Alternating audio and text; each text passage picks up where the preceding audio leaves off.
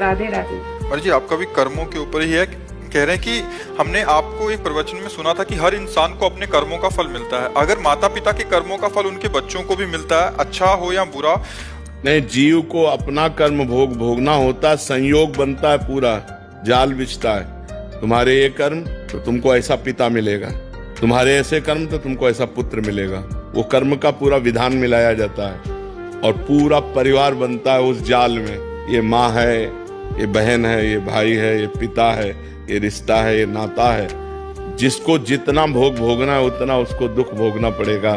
कर्म सबके उसमें मिलित होते हैं, तभी वो आकर उनका पुत्र बनता है, तभी उनकी माँ बनती, तभी उनका पिता बनता है। ऐसा नहीं कि केवल एक व्यक्ति का कर्म पूरे परिवार को दुख दे रहा है, नहीं, उसके भी कर्म उसमें जुड़े हुए हैं। पिता का पाप कर्म ऐसे पापी पुत्र को जन्म देगा जो जन्म से लेकर के मरण तक उसको नाना प्रकार के दुख ही दुख देगा।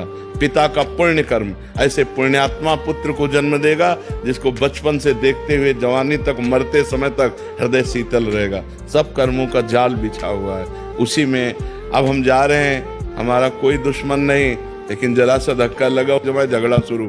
तो वो जो धक्का लगा कांधे को, हमारे कर्म ने किया, पूर्व के कर्म ने ऐसे धक्का लगवा दिया और उसने ट्राई कर दी, क्योंकि उसके द्वारा पिटना था, इसलिए ऐसा संयोग बन गया।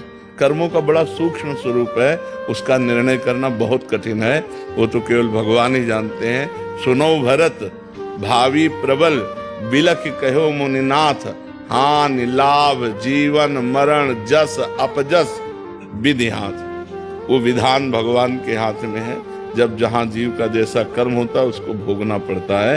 और वो एक कर्म के साथ बहुत से कर्म जुड़े हुए होते हैं। माता का कर्म, पिता का कर्म, भाई का कर्म, बहन का कर्म। तो अब एक ने गलती की और सबको दुखी होना पड़ा, उनको अपने अपने कर्मों का फल भोगना पड़ रहा है, क्योंकि वो ऐसा ही कर्म करेगा कि पूरा परिवार जले।